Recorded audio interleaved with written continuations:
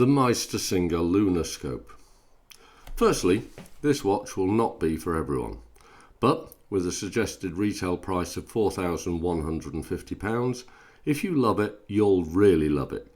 And if you're fortunate enough to own other watches, then you can wear this one as and when you're in the mood for the particular type of timekeeping it affords. I imported this particular piece privately from Switzerland via Italy in order to get a very keen price, but having said that, I don't think the UK price is out of the way. Meistersinger are a relatively young brand and have made a point of producing one-handed watches. As I said, either you will love this or hate it, but I love it. Let me explain. The Meistersinger symbol is the fermata, a musical notation for pause. No, not pause, pause. This sums up the philosophy of this piece perfectly. It tells the time in an ancient manner, effectively focused on the movement of the sun and the moon. For thousands of years we've been able to tell the time from the sun. Obviously more difficult in the UK with its maritime climate, but in the Middle East and the Mediterranean, the cradle of civilization, this worked pretty well. Even with no equipment whatsoever, it was pretty easy to tell mid-morning, noon, mid-afternoon and evening, and for most people that was all they needed to know. The sun and your stomach kept you informed of all the important times of day. Some needed more accurate timekeeping, and the invention of the sundial did exactly that. It was, in fact, pretty precise, certainly catering for all the needs of the era, and for some considerable time it was by far the most accurate form of timekeeping. The Meistersinger works on the same principle, although it allows for increased accuracy via a precise 12-hour dial. The slender hand moves slowly round the face with 5-minute markers between the applied hour indices, giving timekeeping accurate to, well, within a few minutes or so. For some, and I include myself in this category on many occasions, that is simply not good enough.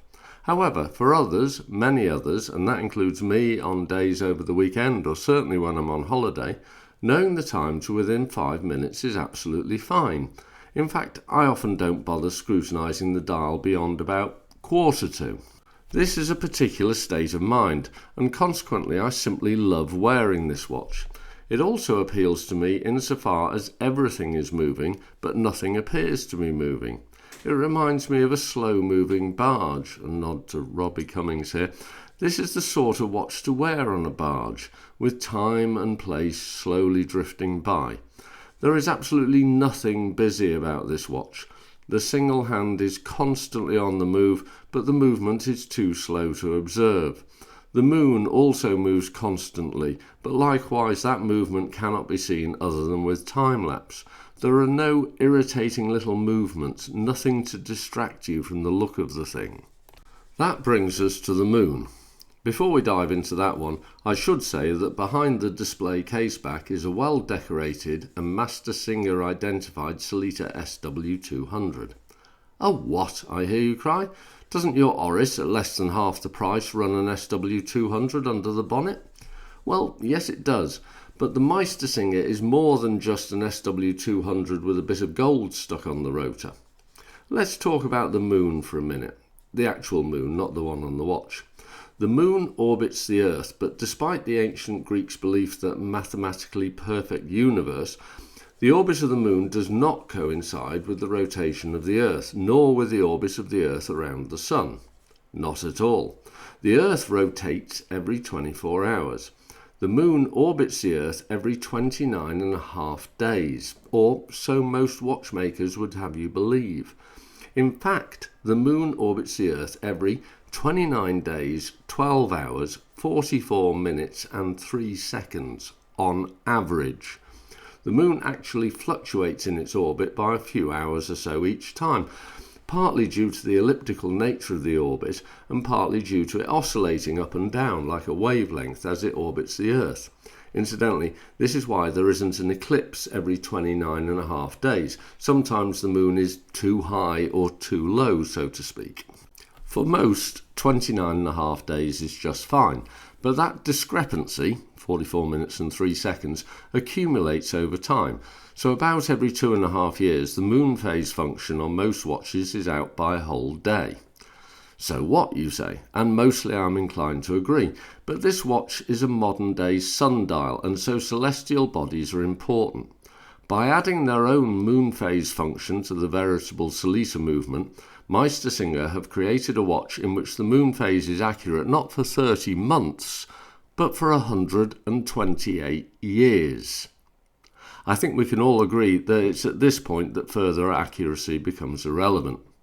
Being a bit geeky about this sort of thing, I have occasionally looked up the exact time of the full moon or new moon, and sure enough, it coincides with the watch. I have other moon phase watches which clearly just knock the moon forward one click every 12 hours, a new moon being 59 clicks of 12 hours, but on this watch the moon moves constantly. It will be nearly a full moon in the morning, closer at noon, and then an absolute full moon by late afternoon. Because of the importance the watch affords the moon, it also gives it the room it deserves to be appreciated, and this is both beautiful and compelling. The moon phase of other watches seems to merely pay lip service by comparison. This watch is a celestial timekeeper in the ancient sense, and the watch face is accordingly glorious, being one of the most attractive you will find. Possibly because of the nature of the timekeeping I've described, it's also a pretty unusual piece, and I've yet to see another. Setting the thing can be a bit of a bind depending on when you bought it. I was lucky. I was only 3 days on from a new moon, which is the starting point.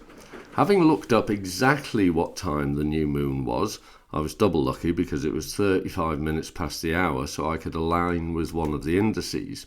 You set the watch to that time, set the moon as new, then carefully wind forward however many days and hours you need to. You can set the date separately, of course, but it makes sense to set it to the date of the new moon, as this will help you keep track as you wind forward. Eventually you end up at the right time and date, with the moon phase in the correct position for that exact time. Changing the date at the end of the short month can be a bit fraught, however, insofar as turning the lovely onion-style crown the wrong way will move that carefully positioned moon instead. Yikes! This came with a leather strap with a mock alligator imprint and Meistersinger deployant. I appreciate the difficulty in exporting alligator hide to some countries, so I'm not going to criticise Meistersinger for this. The strap was well made and suited the watch, but the clasp had a slight fault, so was returned to the Italian watch dealer for a replacement. In the meantime, my local jeweller, shout out to Richard at Chisholm Hunter in Chester, sourced me this superb Zenith alligator strap and accompanying deployant. This setup retails for about £600, but is glorious, and it's easy to see where the money's gone, with the hand stitching on the carefully selected and aligned hide.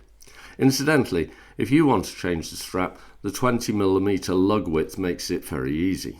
So, overall, this is clearly not a watch for everyone or every occasion, but when the occasion is right, I cannot think of a watch I'd prefer to be wearing, and given the celestial nature of the timekeeping, I have absolutely no regrets about the purchase of this one.